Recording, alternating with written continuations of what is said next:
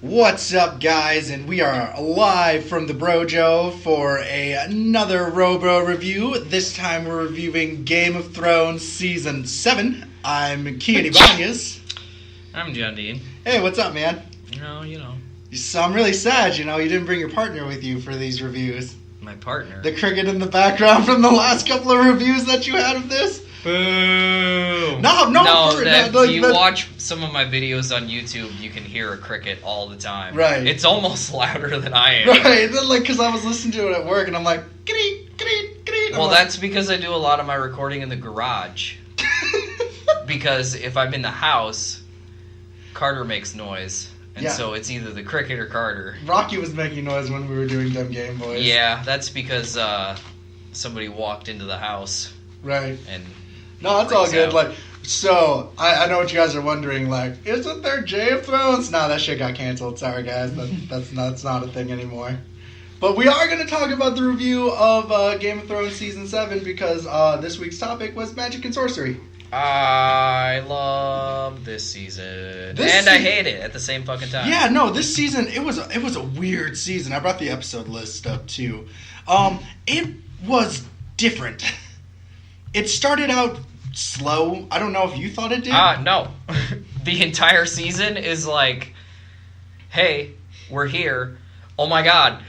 Fucking 4 seconds later, we're halfway across Westeros. Yeah, for some reason they figured out the Skyrim teleport button in the show. That, Jon Snow is like, I'm leaving Winterfell to go to Dragonstone. 3 seconds later, I'm in Dragonstone.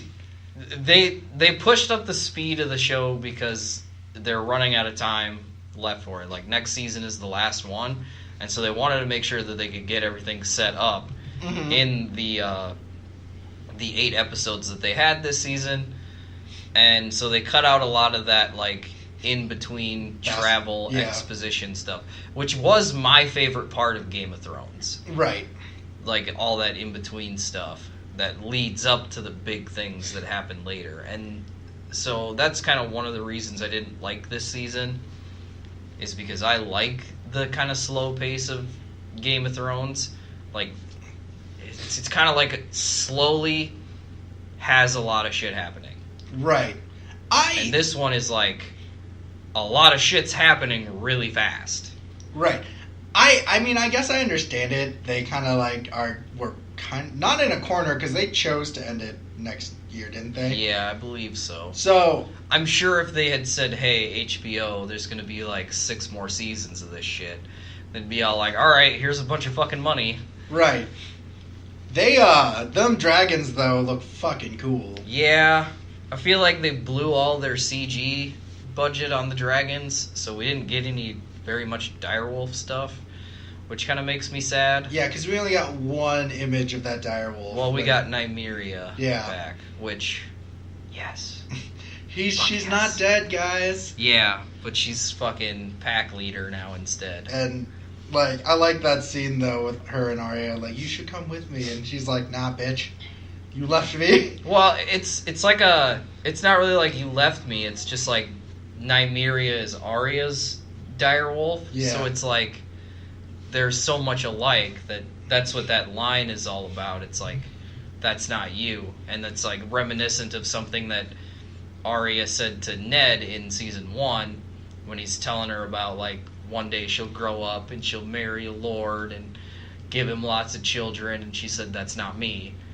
And so it's not really in Nymeria's character to just go back and follow her around. She's this pack leader now. She's not somebody's pet. I like how there wasn't really a main antagonist in this series, in this season. I mean, but everyone had Night King. No, I mean, usually, one of the main characters is, the quote-unquote antagonist of the season. Yeah, kind of. You know what I mean? I mean, that's, again, kind of, the Night King is supposed to be the big antagonist. And that's what this season really was lead up to next season. And boy, did it lead up to next season. Oh, we'll start with the first episode real quick, which is Dragonstone. This was the one that I thought was a little bit slower comparatively to everything else. I mean, I don't know. A lot of things did kind of happen in this one. the intro was just fucking badass. Yeah, where Arya kills fucking The rest of the House Frey and shit. Yeah, that was pretty dope. and But yeah, I don't know. Yeah, this one was kind of a little bit on the boring side, I think. right. Not really like slow, but just like there really wasn't a whole lot of stuff that was really going on that was important or Right. worth paying attention to. Right. No, I totally understand you on that. The one thing though I really do see the very echo of John's character being just like Ned as he states that like he's not going to give the castles away to those who did it. He's going to go and he's like they have the choice.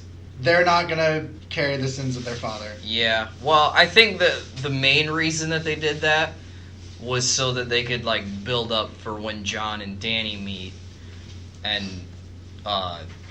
they use it as a reference back to this episode when he's bringing up like that she's the Mad King's daughter and the Mad King burned his uncle and grandfather alive, and she literally like says that she's like not responsible for the sins of her father and shit like that. And he's like, I totally understand it. But I don't think that John is really a lot like Ned. I think it's mostly like he's trying to be like Ned. Right. But like the thing about this is that like this is the attack, right? Euron attacks the fleet. No, No, that's a little bit later. it's a little bit later.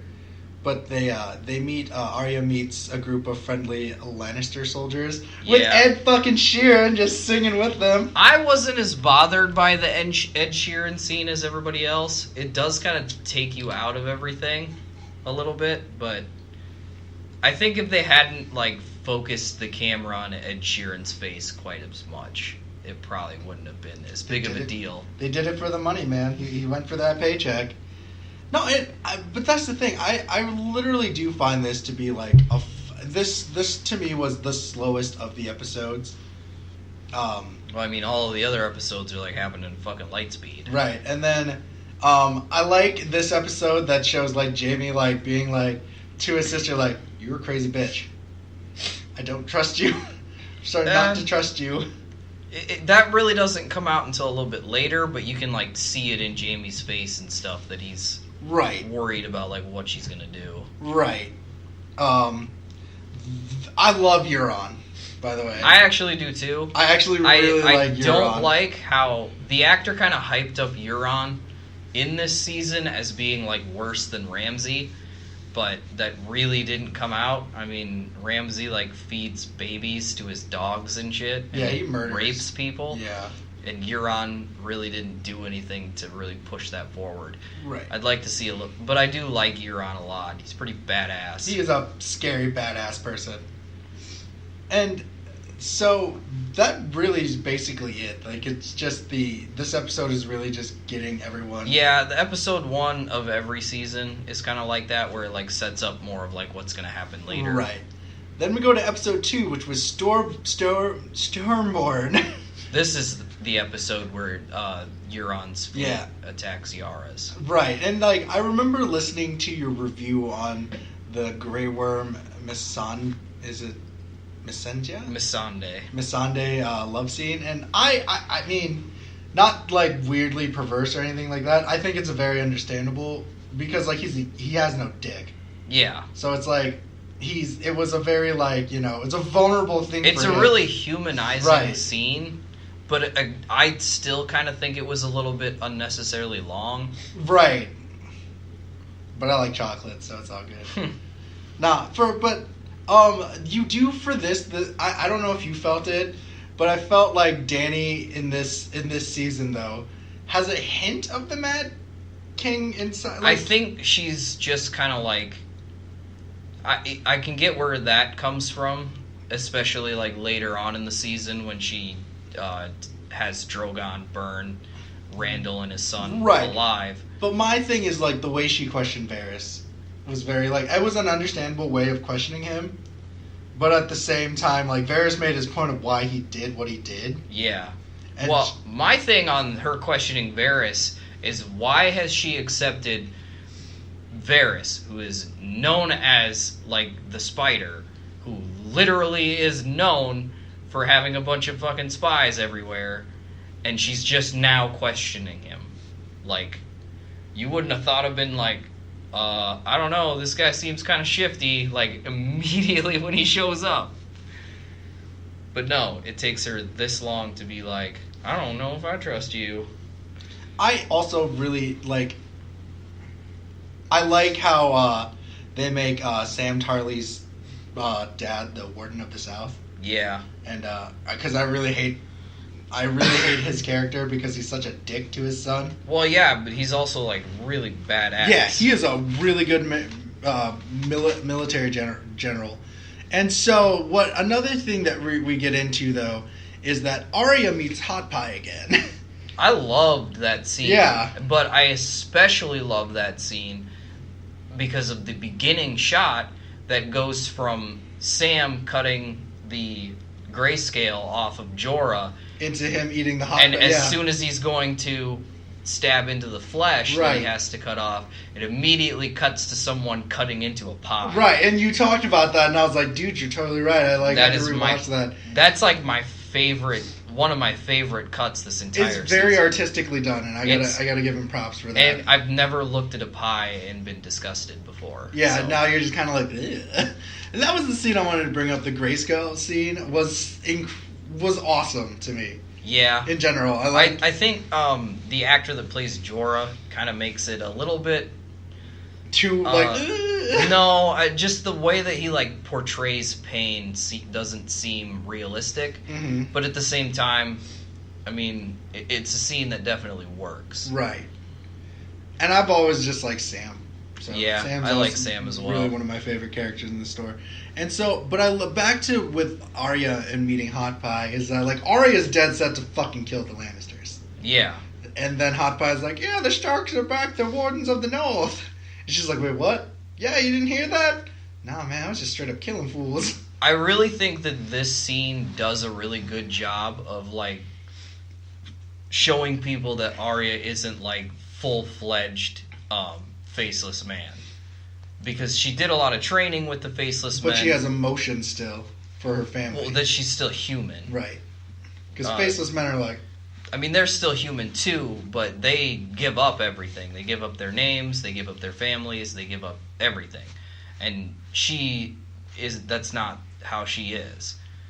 And I think that this scene is really just to be like, because later in the season they really question like her and her abilities and this faceless man thing. And I think this scene is kind of like foreshadowing that she's not gonna like switch sides. I like the reminiscent scene between Jon and Littlefinger that was reminiscent between Ned and Littlefinger. Where he chokes him out. He's like, listen, motherfucker. Yeah. Y'all fuck with my family. I know, I have an idea of what happened. You fuck with them, I'll kill you. Yeah. And he's like, oh man, of course, yes. Yeah, I really like a lot of the scenes where...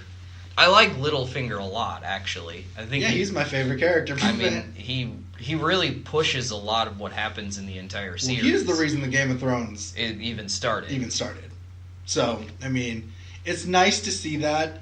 My biggest complaint on this is I don't like the way they're fighting the dragon. To me, I feel like it's very reminiscent of fucking The Hobbit. You know what I mean?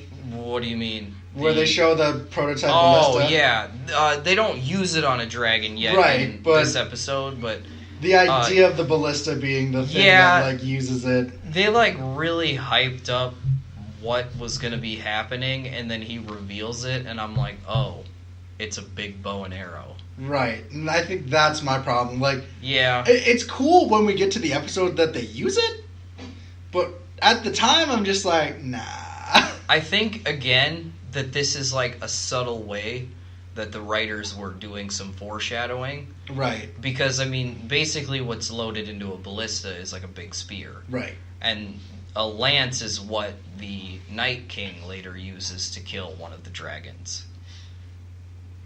Right. And so then we go into the Euron attack, and this was fucking awesome. It's fucking badass. That scene to me was one of the coolest scenes. I wish that it was longer. Right. But I still like it because I love ship-to-ship combat. I like big fucking pirate boats and shit. Right. And Euron's a fucking badass. This swinging scene, his fucking ornamented axe around all over the place. This scene should have been longer, and the scene we're gonna talk about later, I think, should have been shorter. This one I wish was a little bit longer. Yeah. Like, I wished you got more. I wish we had gotten more of the Sand Snakes fighting Euron. Right. Like, I wish that had been a little bit longer. The Sand Snakes kind of just like, yeah. I mean, they do a much better job than the cannon fodder does at fighting Euron, but they're still not good. They still die pretty quick. Yeah. And they're really hyped up in earlier seasons. As, like, these kind of badass warriors that can, like, fuck you up. Well, they're daughters of the Viper, so... It just kind of bothers me that they don't get a little bit more. I feel like they lose their comeuppance earlier than you would want them to. Yeah. So then we go to the episode 3, which is the Queen of Justice. This is the one where the bend the knee meme comes around, and I like this episode a lot for what it is. There's not much going on, you know what I mean? Yeah. I mean, they do, like, they're doing the attack on Highgarden. I think this is actually, like, one of the most important episodes in the season. Because, I mean, this is where Jon meets Dany. This is where Jon basically gets Dragonstone. This is where... Bran tells everyone he's the Three-Eyed Raven. Well, yeah, when Bran gets back to Winterfell. And this is where Jaime and basically finds out that Tyrion is not the murderer. The murderer of Joffrey. So, to get into context, with that, the Lannisters attack, what is it, Highgarden? Yeah, the Lannisters attack Highgarden, the Unsullied attack Casterly Rock. Right, and so these battles are happening literally basically at the same time. Which is, again, where we get kind of this, like, they have to speed things up. Right. But it doesn't make a whole lot of sense, because that would mean that Jaime would have had to take his men out of Casterly Rock, like, way fucking long time ago. Right. But Jaime is in King's Landing with Cersei. Right. Like, when Dany's getting to Dragonstone. Right. And basically... At the same time, the Unsullied are going to Casterly Rock. Right. So somehow Jaime has gone to Casterly Rock, got all his soldiers, and gone to Highgarden. But Jaime didn't take all the soldiers. They left a small portion, but not very many. Right. They only left a small portion so that the Unsullied wouldn't be like, there's fucking nobody here, right, but and catch on right away. A lot of the other soldiers weren't just Lannister soldiers. I think they were from the from the Tarleys. From the Tarleys' house. No, Casterly Rock is like... defended by Lannisters. That's where the Lannisters' main army is. Yes. Okay. Or is supposed to be. Because that's their big place. That's where Cersei and Jaime are supposed to be. Right. Even. But, of course, they're cunts and they're on the fucking throne. I'm not a Lannister fanboy. I like Jaime quite a bit, but I've been waiting for Cersei to die for a long time. She's gonna get her comeuppance. I'm calling it already. I feel like it could go either way. Right. So, but that is the big thing, is that at the same time this is happening, Euron's fleet is about to attack the Unsullied, isn't it? No. Euron's fleet is bringing Yara and Illyria to King's Landing. Okay, but there was other ships about to attack the Unsullied, wasn't there? I don't think that those ships were there to attack the Unsullied. I think that those ships were there to destroy the ships that the Unsullied came in on. Right. No, I get you on that.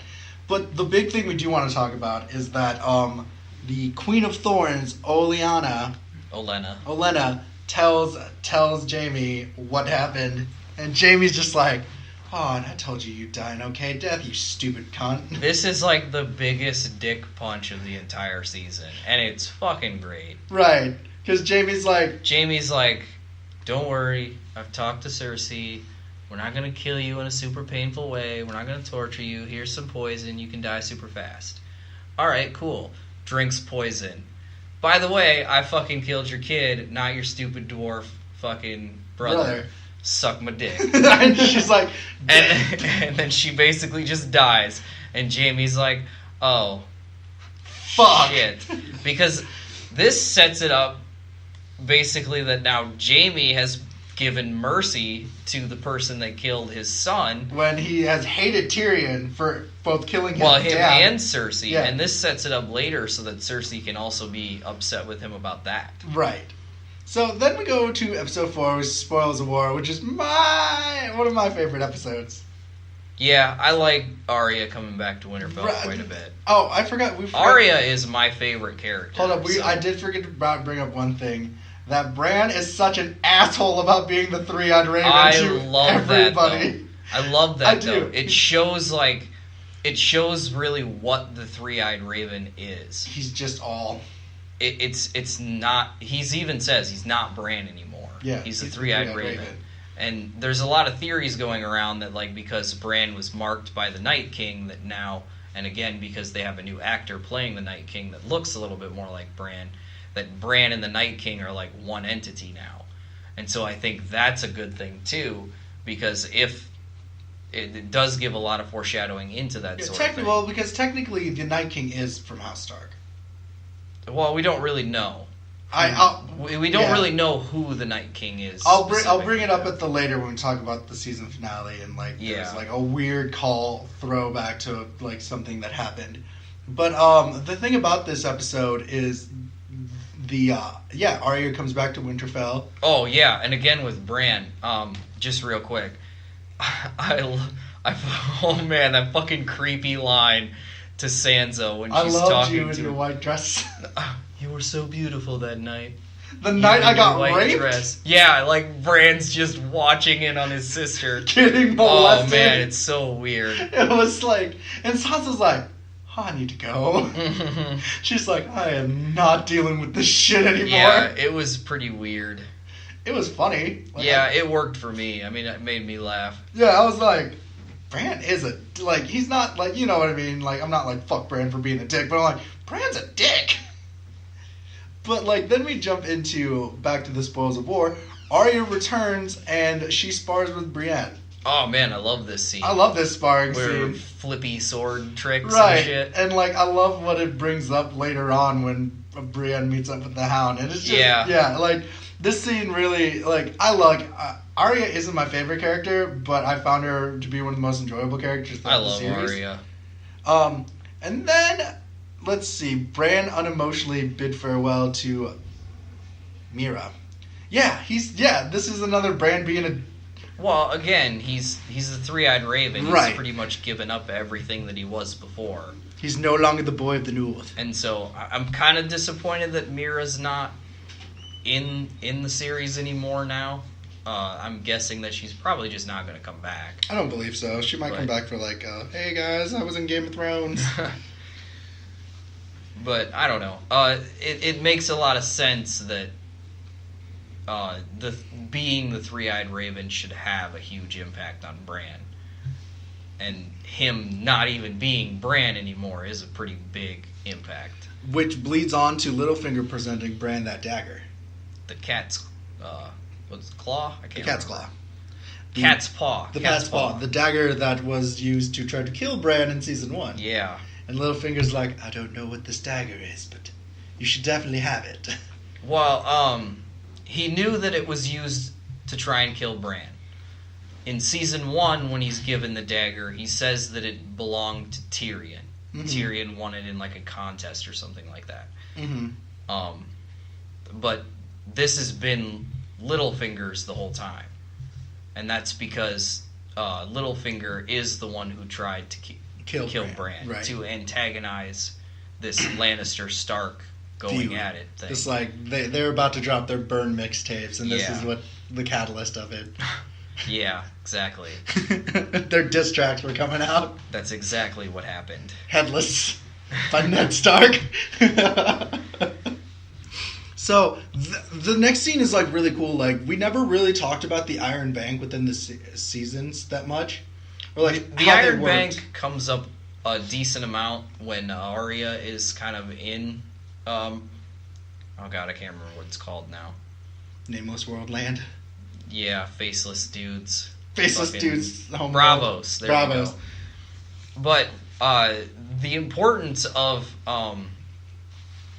the Iron Bank is that they have this sort of mercenary militant force that is supposedly one of the biggest armies in all of like the Game of Thrones world. And we haven't seen anything with that now, but now that they're kind of in Cersei's back pocket, because of all the money they got from Highgarden. Yeah, that's a big deal. Right, and then see that's the thing that's really interesting about this, because like we've known about the Iron Bank, we've never really we haven't seen them the in bank action. Yeah, so this is going to be interesting. The most that we've really known of the Iron Bank comes from Stannis and Davos trying to convince them to fund Stannis's army. Which did not work. Well, he got the funding from the Iron Bank. Right. It's just it didn't last very long. No, you know what I mean. It worked, but it's like it was to no avail. And then it goes back to Dragonstone. And it goes back to Jon really not knowing what to do. They consider him not a prisoner, but he feels like a prisoner there. Yeah. Well, this is after the point where they've been mining the Dragonstone now. So they've already kind of reached an agreement. No, this is where they get to the point. This is where they find the Dragonstone. They've known about the Dragonstone since like episode 1. Right. No, what I mean is like he shows her the pictures. This is where I was going with this. Yeah, they're mining the Dragonstone, right? And they go into the mines and they're showing, hey, because he's trying to show her that the White Walkers are real, right? At this point, and there's carvings made on the rock walls in Dragonstone. Oh yeah, that's right. I forgot to say that. In the last episode, Dany lets him do the mining. Yeah. Sorry, that was our bad. That was my bad. The Dragonstone to her means nothing. Right. It's pretty much useless. Mm-hmm. Pretty much useless to everybody at this point until they find out that it kills White Walkers. Right. And so Tyrion convinces her to let him mine it because it doesn't mean anything to her, and it's kind of like reaching out a hand like, hey, here's this thing you wanted. Give me that thing I wanted. She's like, you can mine the Dragonstone, but you gotta bend a knee. She's like, God damn it, I'm bending the knee, motherfucker. Listen here, bitch. So, but it's really cool to see, like, Jon being like, the first men, this was before the Starks, the Targaryens, the Lannisters. And then one of the carvings is literally of, like, a white man. Right. Which is supposedly the Night King. Right. So. Which is the White Walkers and the Forest Children. And they're like, oh, maybe this is serious. Yeah. Then we go into the big fight. Yeah, the Lannisters are bringing back, or carrying the Highgarden's money and food and stuff like that back to King's Landing. And they are intercepted by the Dothraki and Daenerys' dragons. Well, dragon at this point. And this is just Drogon.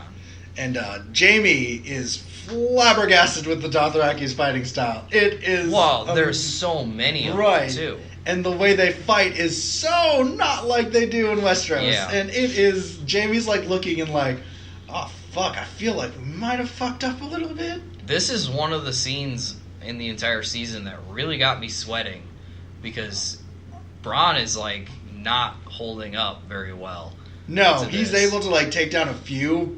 But he's on the ropes. Well, he's like running away the whole time, right, and everything. And it's an intense scene because I really like Bronn. I do too. I don't want him to die. Right, Bronn. Oh, you're John. I'm just saying. For later on. Yeah. Yeah, but like it is intense. It's sweating.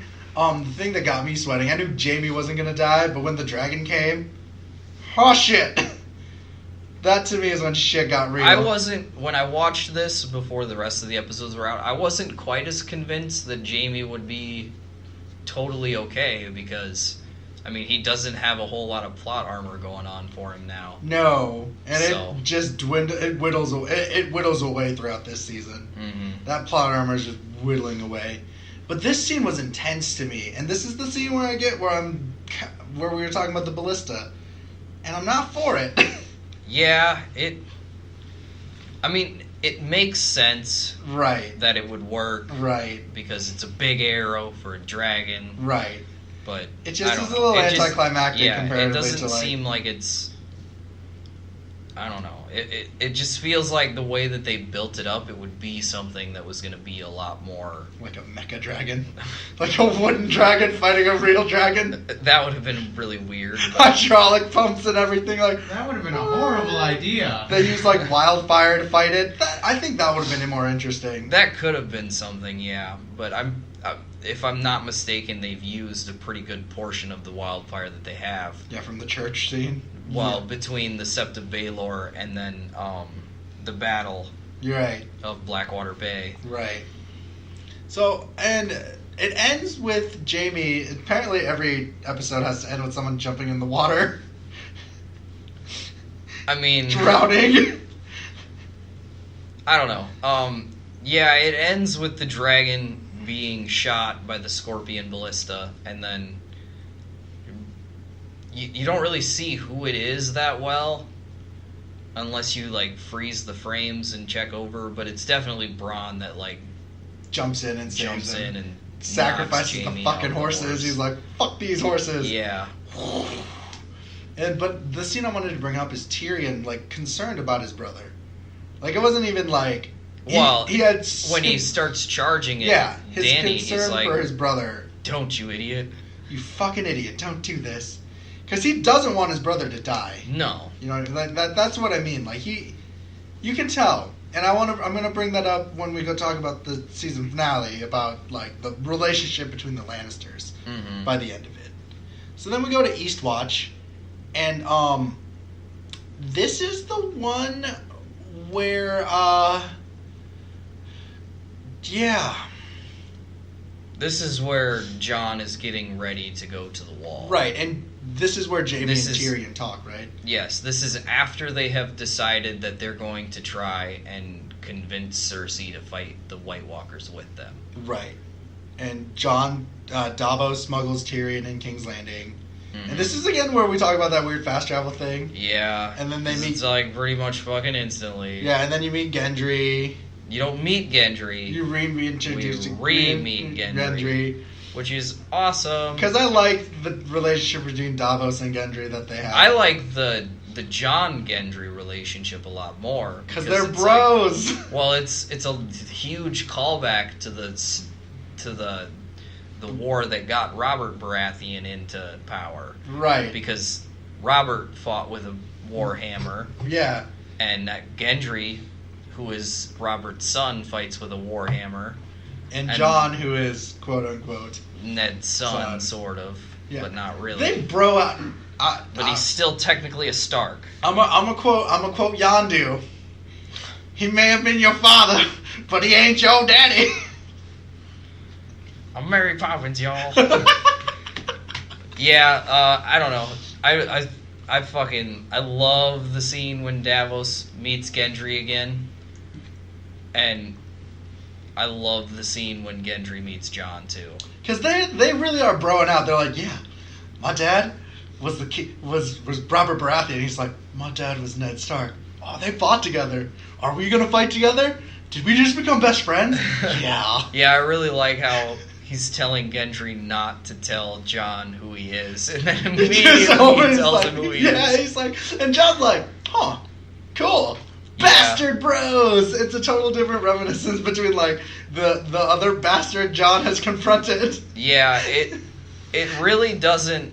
The thing I dislike about this scene is how much it really hypes up the two of them fighting together, and then Gendry's just not in the rest of the season. You could say how he met Ramsay compared to how he met Gendry was a stark contrast. I mean, obviously.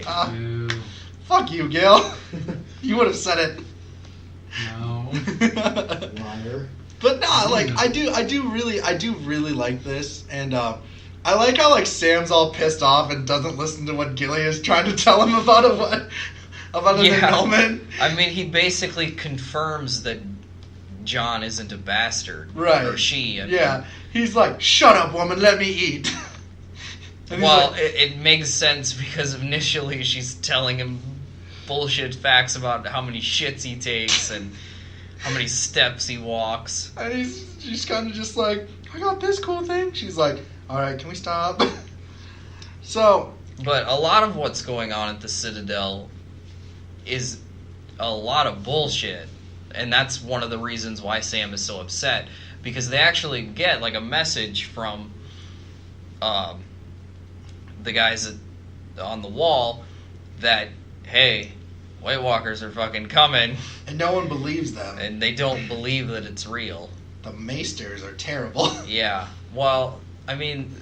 From an understandable point. Yeah, they're like, we've heard stories about this shit forever, guys. Like, this isn't gonna happen, come on. Yeah. Stopped it before. The thing that I thought was super interesting is that they knew, what's-his-face knew that he did that thing to Jorah. Yeah.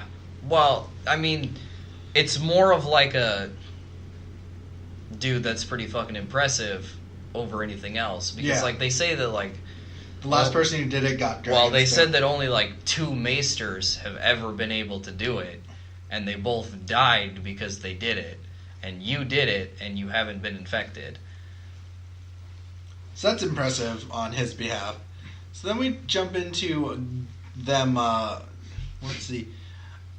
The scene, the spying scene between Arya and Littlefinger is like super fun. Oh god, I actually hate these scenes. Really? They bother me so much. All of this Arya versus Sansa stuff just bothers me so much. But you later on find out what happened. Oh yeah, you do. But they could have done it in such a better way. But I like the cat and mouse chase though with this scene. This scene. Because it doesn't make any sense.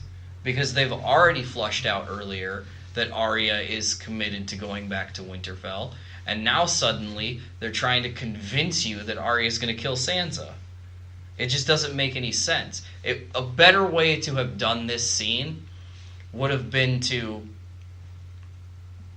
immediately jump to the scenes where Sansa is telling Littlefinger that there's a problem, that Arya's dangerous, right. And then immediately give a few nods between Sansa and Arya that things aren't different between them.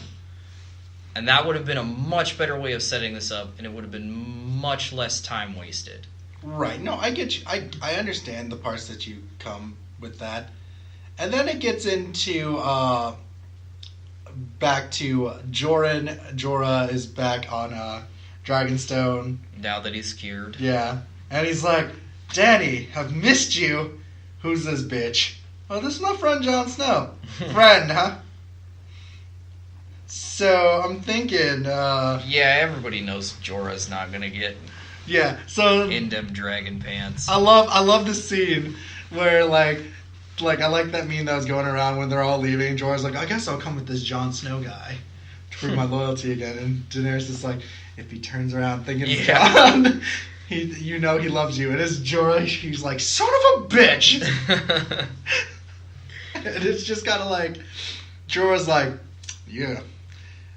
Jon's like, do you know her? Yeah, we kind of had a thing back in the day. No way! Yeah, I really love the way this episode kind of ends, where they're all getting ready to go across the wall. The Magnificent Seven style look, but with swords. And they meet up with Beric Dondarrion and Thoros and the Hound are in jail because they just walked up to the wall expecting to get past it, but Tormund is there now. And he fucking imprisons them. Yep. And all of these guys that are going over to the wall have, like, specific reasons to hate them. I mean, Beric and Thoros sold Gendry to Melisandre, and fucking... the Hound is there. I mean, he doesn't get along with anybody. Yeah. It's a funny thing. Yeah. And then, of course, Tormund is arguing with, like, Davos and shit because Stannis killed. Right. But, they get over it pretty quick. Yeah, dude. We did forget, though, talking about the Hound being with Eye Patch Firesword. Thoros and Beric. Yeah. And how he, like, kind of saw the fire god or whatever. Yeah, that scene was weird. Both really good and really weird. Right. there's a lot of theories actually going around that the Hound is Azor Ahai, which is the prince that was promised. And that's because he immediately sees this image in the fire, and the Lord of Light is supposed to be linked to this Azor Ahai, and the Lord of Light is supposed to be the one that gives people images in the fire. And some people think that he'll be the one that kills the Night King, because he does still have a fight, because he also has a scene of rebirth earlier in the seasons when he fights Brienne, and he quote-unquote dies, or at least everybody thinks he dies, and then he comes back later on. So Daenerys had her rebirth scene in the first season. Yep. Okay. And Jon's is in season 5. Right. And then kind of the Hound's is like season 4 through season 6, basically. Right, because he's not there. Yeah. But a lot of people think that this is what, if the Hound is going to be the Azor Ahai, what I want is, because the Azor Ahai prophecy tells of someone who goes through a rebirth, and then someone who kills like a loved one, and then pulls the sword out, or pulls the flaming sword out of their loved one. So the Hound still has the mountain, and he said he's going to kill him at some point. So I want to see like the Hound stabbing the mountain and then pulling out some flaming sword shit. Right, because that'd be cool badass. shit. That would be cool shit. So now we go back to Beyond the Wall. Sorry about that tangent, but I forgot to bring that scene because that scene is a very interesting scene that could mean something. Yeah. But this is the one where I said that like maybe they should have like the fight with the White Walkers and stuff. I think lasted a little bit longer than what I wanted it to be. You know what I mean? Oh, I totally disagree. I've wanted to see more battle scenes in Game of Thrones over anything else, but I think it's handled really weirdly. Right, that's what I mean. Like, I think it's like, because I mean they're traveling north of the wall, right, for like what seems like a really long time. Right, and Gendry gets there, fast travel again. Game of Thrones fast travel. Yeah, I mean they're back there long enough to like run into undead fucking polar bears and shit. Right, and then all of a sudden they're like, Gendry, you're the fastest one. And then he fucking light speeds out of there. They have the Skyrim fast track. He, like, looked at that and was like, I need to go to the wall. Ding! Wall. So, like, yeah, I don't... And then, of course, Dany flies from Dragonstone to fucking all the way wherever they are in an instant, too. Right. Which is slightly more believable because I'm assuming dragons can fly fast. Right, I feel like they're the jet planes of Westeros. But the scene that I really like in this is the fucking, like, the Hound's just dicking around. Well, he's fucking frustrated. He's pissed. He's angry at these things because he's fucking stuck on this little tiny island, so he's throwing rocks at him because he's pissed. He's like, leave! No dead allowed! And then, of course, rock doesn't break the ice. They're like, let's fucking kill these guys. Which, to me, is kind of weird, because it's like, oh, the rock didn't break the ice. 700 fucking dudes walking on it doesn't break it, too. Right. And then he gets into this giant zombie fight thing, and, like, we all thought Tormund was gonna die. I'm like, oh no. Yeah, as soon as I saw that, I was like, oh my god, no. No, I really like him. I still need to see some Tormund Brienne babies. And then, like, the Hound grabs him and he's like, I got you, fam. Because I think that, like, because there was a scene beforehand that the Hound was afraid of the flaming polar bear. Yeah, well, I mean, he's always been afraid of fire. So, like, that's where I stand, where it's like, he's, like, trying to make amends for what had happened to the other guy. Yeah. He's like, I'm not going to have another man down. Like, even if I don't think I like you and I think you're a huge-ass cunt, I'm going to save you. Yeah. Like, that's where I stand. Well, that's what I really like about this episode, too, is that a lot of this episode is them walking through and talking to each other. It's camaraderie. And it splits off each scene. Like, the Hound is talking to Tormund, and then Jon is talking with Jorah, and right. And I like the scene with Jon and Jorah, though. Yeah. Jon really wants Jorah to have the sword. Well, like, he feels like he's obligated to give it to him. Right, because it's his family sword, and Jorah's like, I'm not part of that family anymore, dude. They kicked me out. I'm sure Jon doesn't want to give up Longclaw. I'm sure it's like this is the right thing to do. This is what I'm gonna do. It's the Stark in him. Yeah. And I love the Tormund and fucking Hound talk. I do too. I met a lady, Brianna fucking Tar. Really? Well, not yet. I love that you know her, and then the Hound says something about her. I can't remember what, and then he's like, "Oh, so you do know her." And it's just like, I hope they get together because that's just so adorable. I love him. Yeah, Tormund's another one of my favorite characters. He's really funny, and I like how Tormund brings up Mance Rayder. Well, that throwaway line of Mance Rayder's pride. Yeah, and it's a nice line to have. Well, it's important because again, it plays into the Jon deciding to bend the knee. I mean, Tormund's like Jon's fucking right-hand man at this point. Right. I mean, they're not always together, but...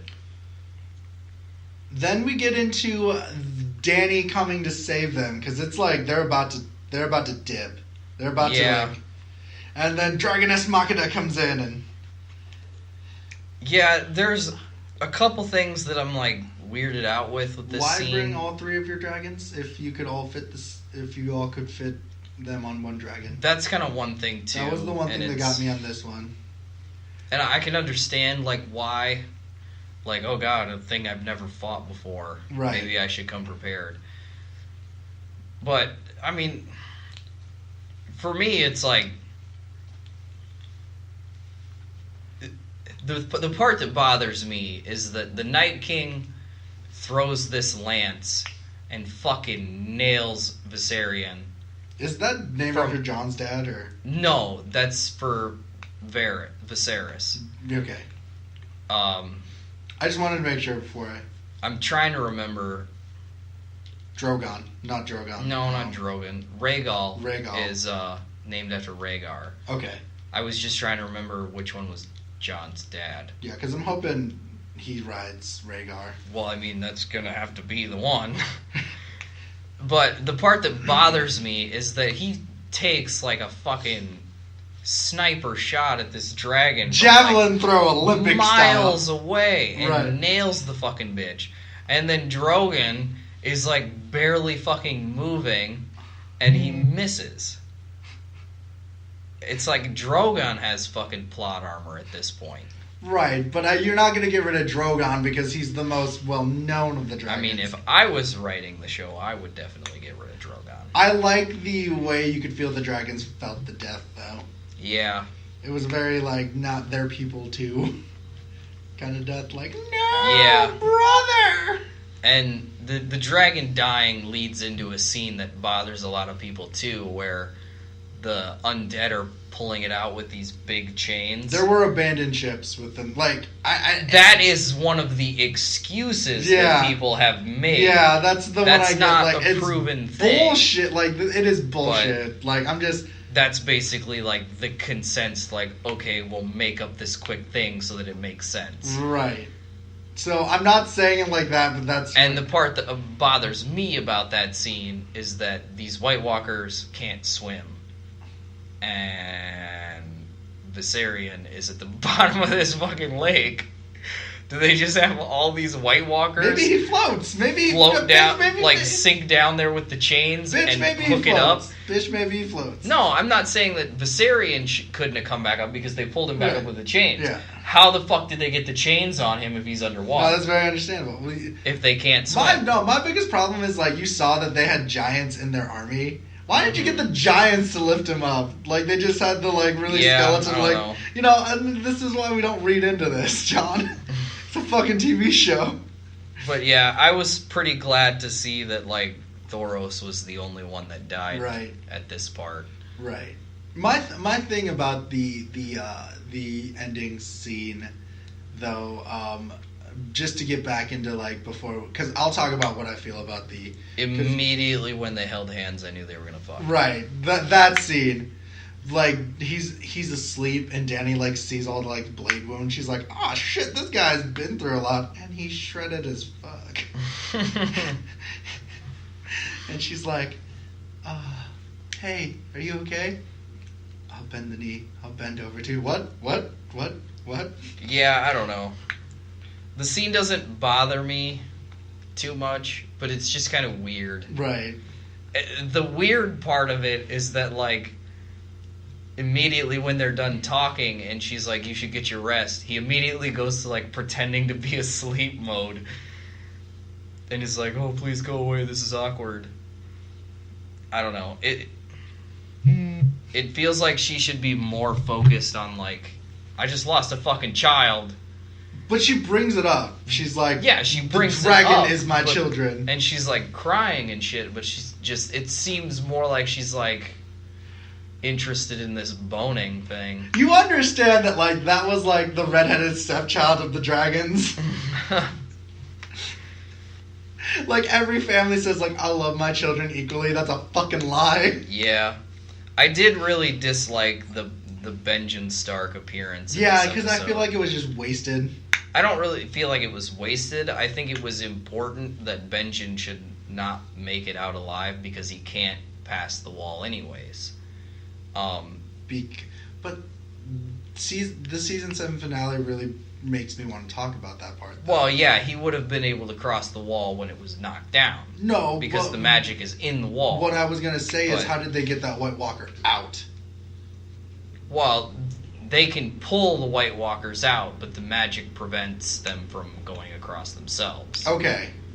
I wanted to make sure on that, because that was like one of the big questions I had. Yeah. Because they pulled that White Walker out without it turning into, ice stones. And I'm sure that there's like a whole thing about like it's different if you fly over it or something like that too. But I thought it would have been hilarious if they had like gone to bring the White Walker to Cersei and they open the box and there's just a dead body in there. Which then we go into the Dragon and the Wolf. Well, I want to clarify on this Benjen thing, and that's that it just feels like it's really a waste of a decent scene. I think it could have been a lot better, because it doesn't make a whole lot of sense that, like, Benjen just gets off his horse, walks over to Jon, and is like, there's no time, get on the horse, leave me behind, go, no time. When clearly there's enough time to load Jon on the horse and jump on the horse yourself. And him dying at this point, I think, would have been better done if they had, like, put him on the horse with Jon, and then, say, like, a White Walker pulls him back off. Right. It would have made that whole self-sacrifice thing a lot more important. Right, and it's just one of those things.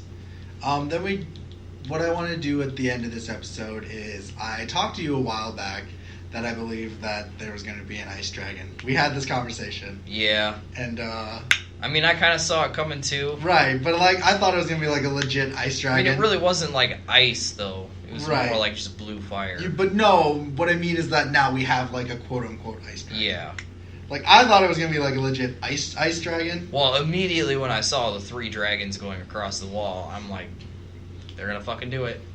One of them's going to die. One of them's going to be fucking turned. Yeah. So then we go into the Dragon and the Wolf. And this is the first time we get to see the dragon pit. Ever. With the undead dragon? No, the dragon pit. Where the dragon pit. Yeah. I thought you said dragon bit. No, dragon pit. Where it's always been mentioned. Yeah. Now you see the legit dragon pit. Well, this is like the home of the dragons that the Targaryens had before. Right. So it's really fitting that this is Daenerys' first time being back in King's Landing, that this is where she should be. Right. And so it's a very interesting moment, like, when they all meet. It's very, very intense. Well, I mean, yeah, they're all enemies and stuff. Right. I really like how everybody's all like, what's in the box? What's in the box? What's in the box? What's in the box? And the Hound is just like, shut the fuck up. Like, touch the box and I'll cut off your fucking head. I love the interaction between the Hound and Brienne Tarth. He's like, how's Arya? She's good. She's a good fighter. That's my girl. Well, it's a little weird. It's kind of like... It's like... She's telling him that she's back in Winterfell, and he's like, okay, that's cool. That's where she was supposed to be. And then Brienne is kind of talking about how she'll be there to protect her and that she's not going to need it. Or, yeah, the Hound is kind of like concerned about if Brienne is here, who's there protecting her. And Brienne is kind of like, she doesn't need me to protect her. Trust me, she's badass. So I like that part a lot too, but it is a little awkward. Right. I do like this whole confrontation scene, and I like when the Hound meets the Mountain again, and I don't think he knows the Mountain is dead. Oh, he totally does. There's Right. no way looking at that face that you can think that, okay, this is a dude that's perfectly healthy. No, he just his head is like rotting, and you can tell, even when it's covered. He just looks at his brother, though. He's like, this isn't over. Well, he's and again, too, he even mentions, like, what the fuck have they done to you? And stuff like that. Right. And I don't think that the Hound hates the Mountain. I just think that they've always had this thing Antagonistic where, like, relationship. yeah, one day I'm going to get you back for throwing me in that fire. Right. And I didn't mean it like, he's going to get his he's like, you're going to get your comeuppance, just you wait. And I really like the meeting of the fucking, when the White Walker comes out and is about to attack Cersei. And Jon's like, and the Hound's like, not today, bitch! Yeah. I thought this was a little bit weird because, like, when Dany first, like, comes down from the dragon, everybody's, like, shitting their pants, and Cersei's just like, you're fucking late. And, again, kind of like when the White Walker comes out, everybody's kind of, like, shitting their pants, and Cersei's just like, oh, shit, oh, fucking scary. No. Like, I wish that they had done a little bit more to emphasize how, like, serious this is. Because, right. I mean, it's a fucking zombie. No one's ever fucking seen one before. Right. Unless you're from the north. Yeah. But then it gets, then we get into the subplot stories that are going within what's happening in King's Landing, because Euron's like, fuck this shit. Which, okay, and getting into that gets into later on in the episode where you find out that Cersei is not going to help the North after she says that she will. And we got to go into the scene though beforehand of her. You have to talk about it because Euron storms off at this point and says that I'm not fucking dealing with this. But I mean, she's getting a fleet for the Iron Bank. Bank. Exactly. He's supposedly going to get this Iron Bank's army of mercenaries and shit. Right. Which, to me, it doesn't feel like it makes a whole lot of sense, because that would have meant that Cersei would have been setting this up totally believing that she was going to side with these guys the whole time. Right. It just makes a really weirdly written scene. Right. Where if that's what she was going to do in the first place, why wouldn't she have just immediately sent Euron to go get that army? Right. My thing about this is the confrontation between Tyrion and Cersei, and what they said behind closed doors. Yeah. Because at the end of the season, you see Tyrion looking very like morose, like sad that he may have done something. That's where I stood on this. Is like my thing is like, did Tyrion twist his alliance just because he loved Cersei's children? He'll love all of Cersei's children, even though he hates his sister. You know what I mean? I personally don't think that's what it is. Mm-hmm. I think that Tyrion knows that Jon and Dany's relationship can't add up to anything good. Right. And I totally agree with it because, one, they're related. Right. And two, nothing ever works out that way in this show. Right. And then we go into what's happening in Winterfell, and good God. Yeah, this is basically where Littlefinger meets his end. Yeah. The end of his finger. Right. You think that Sansa is going to kill... Oh, I totally knew that wasn't going to happen. And that's why I said that a lot of these scenes were wasted scenes. Sansa was going to kill Arya, but you know it was going to happen. So what had happened is that they brought Littlefinger to trial. Yeah. And no one wanted to help Littlefinger. Well, immediately when Sansa started saying, like, the stuff that was going on that Littlefinger was responsible for, everybody was like, oh shit, I'm not gonna fucking take this guy's side. That's a terrible idea. I love the way that Arya kills him, though. Yeah. It's cold as fuck. Trying to figure out stuff. And you're just never gonna know what he whispered. Yeah. And that's the thing that gets me. And Bran's like, didn't you put this knife over my dad's throat? Yeah. He's like, ah. Well, I mean, that's another reason why I didn't like the Sansa versus Arya thing throughout the season 2, is because Bran can literally fucking see everything. Right. Like, there's no way they're gonna fall for these tricks now. Right. And so, then we jump into Jaime is about to go, and Cersei's like, I lied, I told them I was gonna help them. Totally not.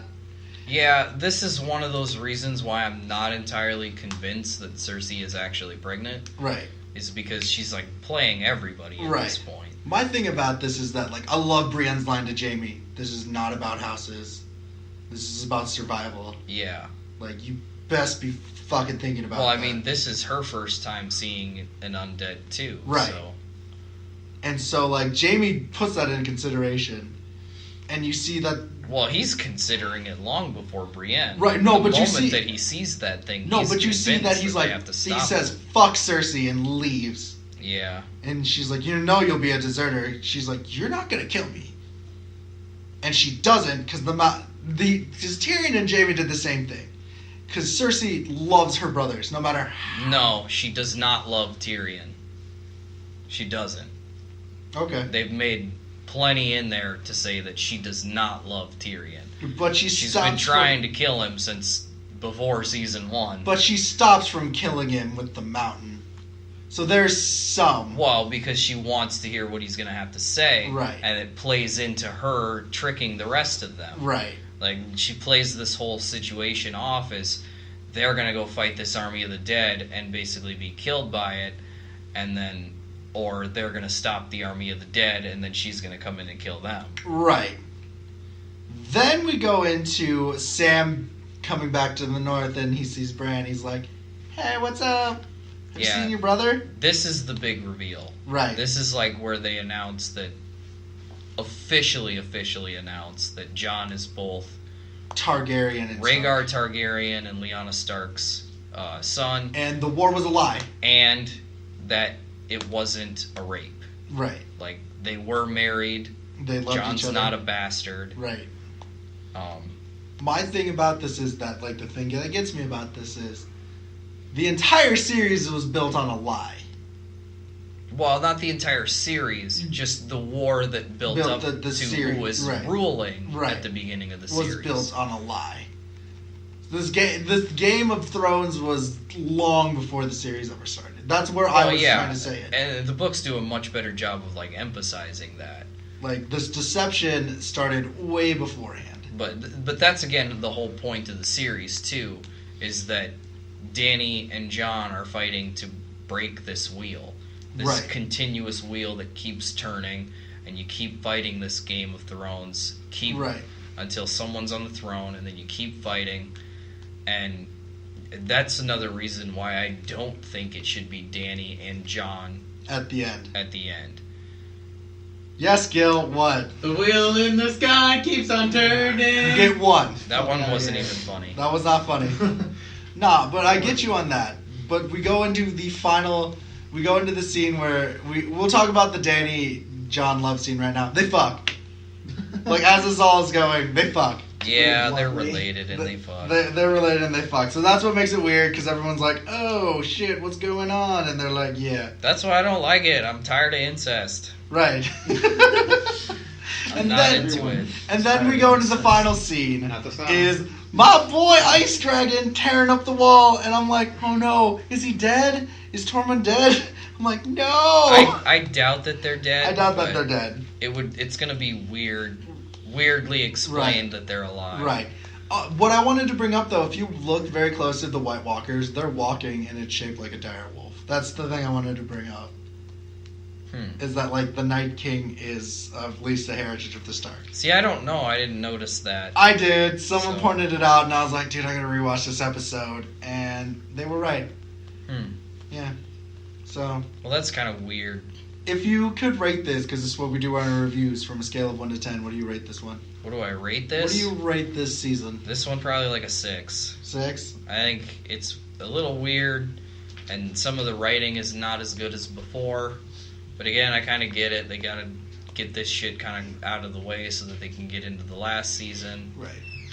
And I'm with you on a 6. It is for me, like, the fast travel thing really bothered me a little bit on the series.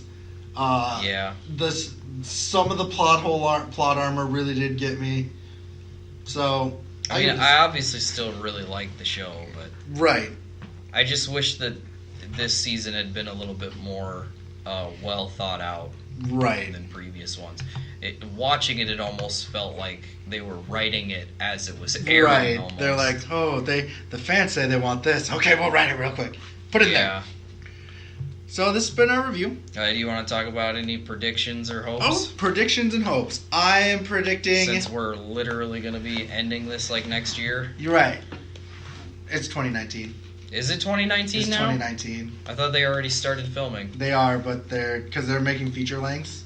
Oh. It's going to feel like feature length, so it's going to be an hour and 30 minutes. That actually disappoints me a lot because I prefer 10 seasons. My thing about this is I feel like Tyrion betrayed them. A little bit. See, I don't think that the sadness comes from Tyrion betraying them. I feel like Tyrion bent the knee. I think that he literally just knows that nothing good can come from Jon and Dany fucking. Right. Which, I mean, they're fucking aunt and nephew. It's not gonna happen. I feel like either Jon or... I feel like Daenerys is gonna die and Jon's gonna take over the Iron Throne. Here's my hope. That does not happen. I hope that it's Gendry and Daenerys as king and queen at the end. Right. And the reason that could happen is because the Baratheons have been at not good terms with the Targaryens for a long fucking time. Right. And that's something that if they decide they want to break the wheel, they have to get over. Right. So marrying the two of them would work, and then I want Jon to take Rhaegal and go back and basically rebuild the Night's Watch. Okay.